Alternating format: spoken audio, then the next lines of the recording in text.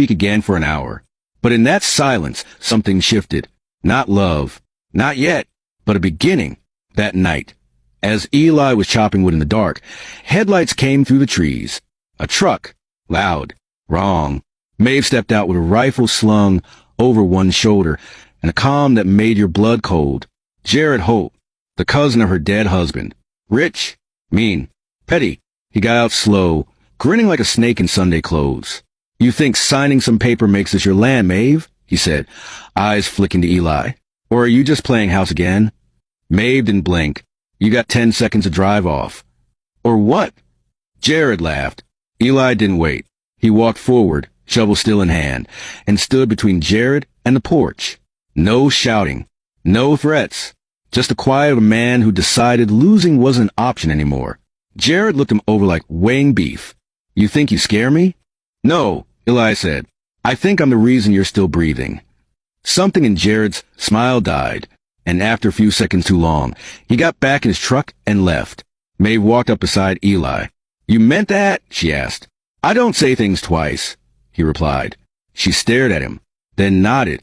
Just once. That night, she didn't hand him a blanket. She opened the door to her room. And for the first time since they met, Eli Callahan didn't sleep on the floor. The morning after they shared a bed, Maeve didn't speak a word about it. She woke before him, started the fire, chopped kindling, brought in eggs from the coop, and when he finally staggered into the kitchen, half dressed and half lost in his own skin, she slid him a plate of cornbread and said, "Eat," like nothing had changed. But everything had. He sat across from her, their knees nearly touching under the small table. Steam rose between them, but it wasn't from the food. Maeve didn't ask for promises. She didn't want whispers or vows. She just watched him, quiet, studying. And Eli realized something strange. She wasn't waiting for him to be romantic. She was waiting to see if he'd disappear now that he'd been let in. He didn't. He stayed. By the next week, they'd fallen into a rhythm that made no sense on paper, but fit like a well-worn glove. They worked hard. They barely spoke. But when they did, it mattered. "Why don't you drink?" she asked once, as they repaired the barn roof side by side.